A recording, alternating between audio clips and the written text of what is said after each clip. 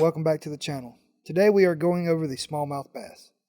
The smallmouth is sometimes overshadowed by the largemouth bass, but they are still easily one of the most popular sports fish in North America. Some people would even say they put up a better fight than the largemouth bass, but I'll leave that up to you. Now let's get into the life and habits of the smallmouth bass. The smallmouth bass has a torpedo or oval-shaped body that allows it to move quickly through water. Their backs have a brownish green to gold coloration that lightens down their sides to a yellow to white stomach.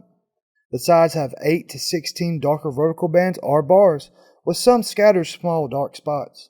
The coloration and marking of the smallmouth can change due to its environment. In clear water, the color will be darker with more contrasting markings, and in turbid water, the markings will become duller and harder to identify.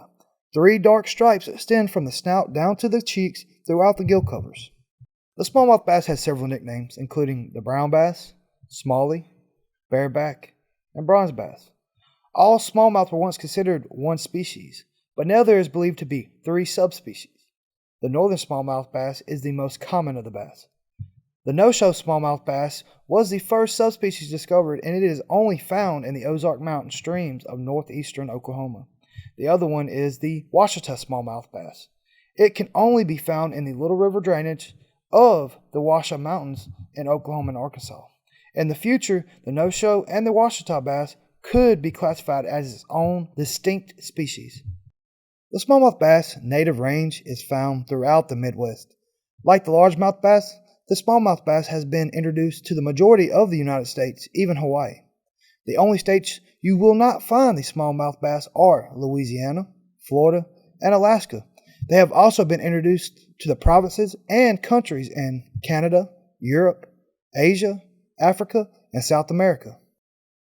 The bodies of water you will usually find smallmouth bass are lakes, rivers, and creeks. The conditions of the water are cool, clear, deep, with rocky or boulderous strong bottoms. The smallmouth bass prefer water with current and temperature between 67 and 71 Fahrenheit. In reservoirs, you will usually find large concentrations of smallmouth bass, but in rivers and creeks, they are more solitary. Unlike largemouth bass, you will find smallmouth bass most of the time around the bottoms of lakes and rivers that are covered with rocks of dissimilar sizes. The reason smallmouth bass are found around these types of structure is because of their favorite prey. Smallmouth bass are carnivores. What they eat is heavily influenced by where they live, their age, their size, the season, and the water and air temperature. They are often regarded as opportunistic feeders.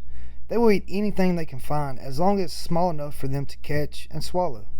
Smallmouth bass mainly eat crawfish, lizard, frogs, scorpions, minnows, threadfin shad, smaller fish, insects, and tadpoles. Juvenile smallmouth bass eat zooplankton, crustaceans, and smaller aquatic insects. Smallmouth bass are most active during the daytime, at dawn, and dusk. In the warmer seasons, they will feed during the night as well. Smallmouth bass spawning generally occurs when the water temperatures reach 60 Fahrenheit. During the spawning, males may develop red eye coloration, and females may become darker in coloration. Males mature 2 to 4 years of age, and females 3 to 4 years of age. The largest smallmouth will spawn earlier than the rest. Males create a nest by sweeping their fin along the bottom to remove silt, exposing gravel and hard substrate. This results in the nest being a shallow depression with a saucer shape. Females will move to the nest area and be courted by the male fish. Females can lay anywhere between 2,000 to 16,000 eggs per nest and carry up to 27,000 eggs. Eggs hatch in 2 to 10 days depending on the water temperature, with warmer water allowing fry to hatch more quickly. Males have an extremely dedicated paternal care resulting in often high nesting success. However, their constant care leaves them vulnerable to exhaustion, predation, and angling. Now that we're done with the life and habit of the smallmouth bass, we're going to talk about some interesting facts. The first fact is the smallmouth bass is considered the second largest maximum size of any black bass, with the world record smallmouth bass being 11 pounds and 15 ounces. This behemoth was caught at Lake Delhowe that borders Kentucky and Tennessee by David Hayes. The second fact is the smallmouth bass will hybridize with largemouth, spotted, and Alabama bass, and these bass are known as meanmouth bass. The hybridation with these other bass does have a long-term effect that will certainly reduce the genetic purity of smallmouth bass in certain fisheries.